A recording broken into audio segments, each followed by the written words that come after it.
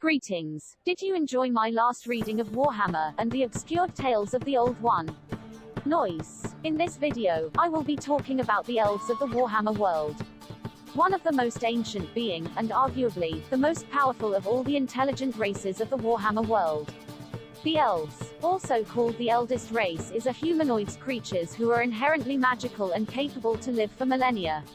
They're tall, fair-skinned, and slender in build, and possess high cheekbones with slightly angular faces and slanted eyes.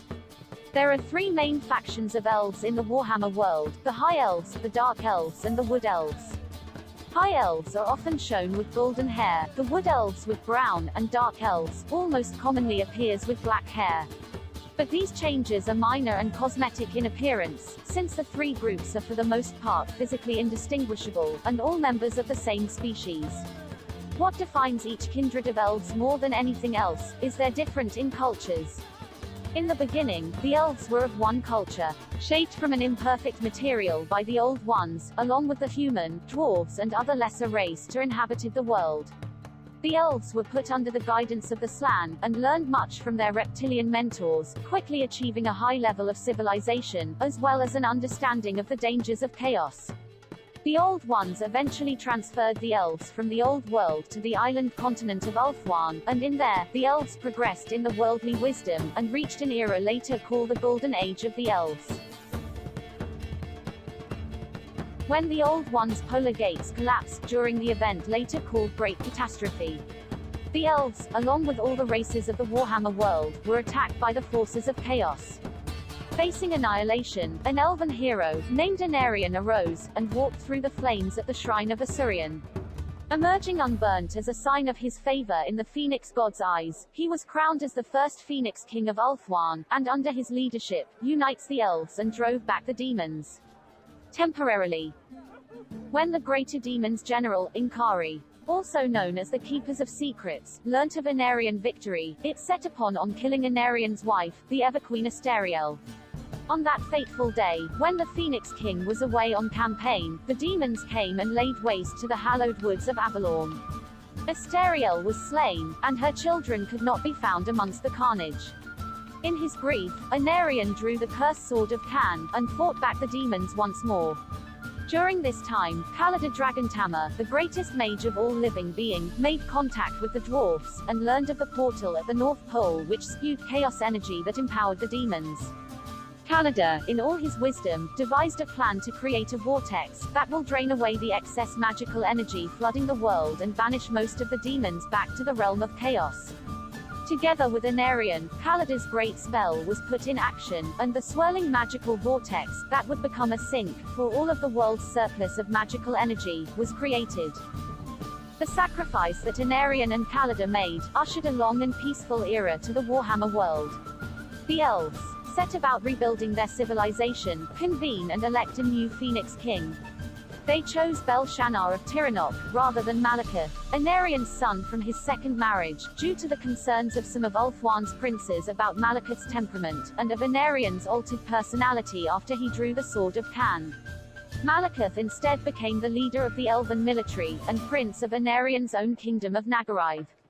It was at this time that the elves explored the seas and shores of the world surrounding Ulthuan, and established several colonies, most of them in the Old World, to Ulthuan's east. They fought battles against orcs, goblins, and beastmen, and also re-established contact with the dwarfs. For a time, trades flourished between the two races. Malekith, though had outwardly accepted being passed over as Anarion's heir, is secretly plotting to seize the throne of the Phoenix King. Malekith had internally seethed with rage and resentment against the other princes of Ulthuan for vetoing his right. Malekith manipulates the Inquisition against the elven cult of pleasure, as a cover to murder his political opponents and enemies across Ulthuan. Eventually, he poisoned the Phoenix King Belshazzar, dismissing the king's death as a suicide.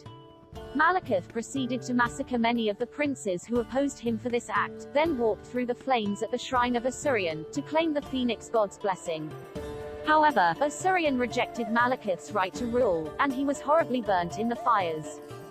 Malekith, after being burned by the flames at the shrine of Asurian, was slowly nursed back to health over many decades by his mother, Morathi, the witch hag of Grond, and grafted to a suit of magical armor, to reduce the constant pain he now endured as a result of his burns.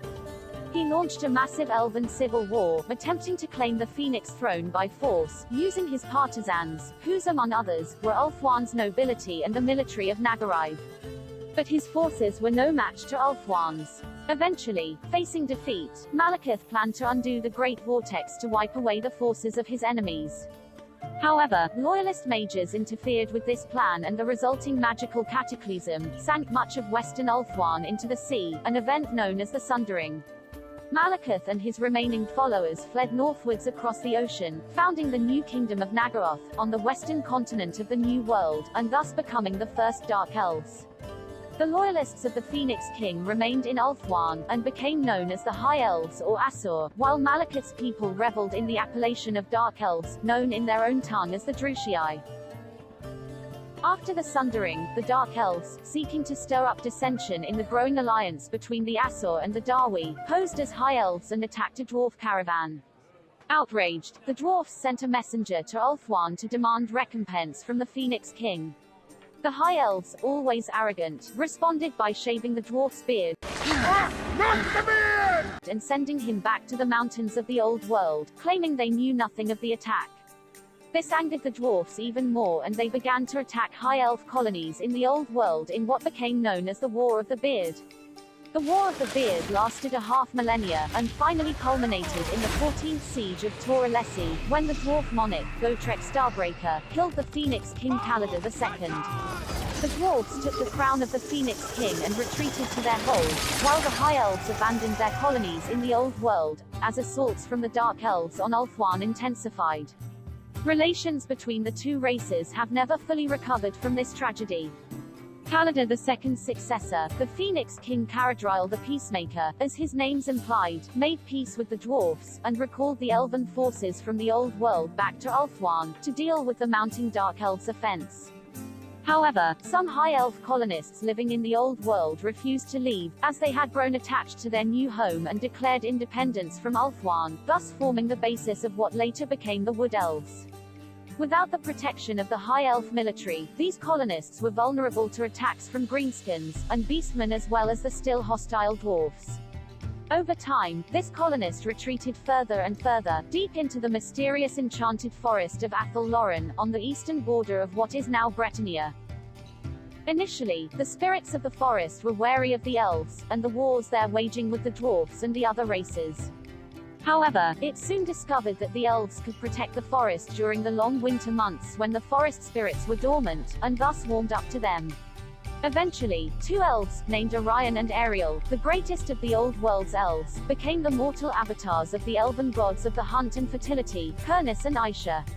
Leading these elven colonists against the Old World's forces, they firmly established the third faction of the elves, known as the Feyfolk of Athel Loren, or in more common tongue, the Wood Elves. While these three elves faction worship a wide variety of deities, of varying power and temperament, and inextricably linked to their cultures, its religions are still firmly rooted to teachings that are divided into two main spheres of influence, with neither having dominance over the other. This is encapsulated in the belief known as Yenlui, or balance, a philosophy that dictates that there must be a harmony between the intense light and dark natures of the mercurial elven spirit. The most widely acknowledged elven gods are the Kadai, or the gods of the heavens, who represent the more positive characteristics of elven culture and the natural world. These are ruled by Asurian, the greatest of the gods. And in the opposite, in accordance to the Yenlui belief, the unsavory aspects of their nature and the world at large are also represented by gods known as the Sithari, or gods of the underworld. Of these, Kan is the most well-known, being the god of might and war. Thank you, that concludes this time's reading. Hope you enjoys it, and may we read again next time. Together.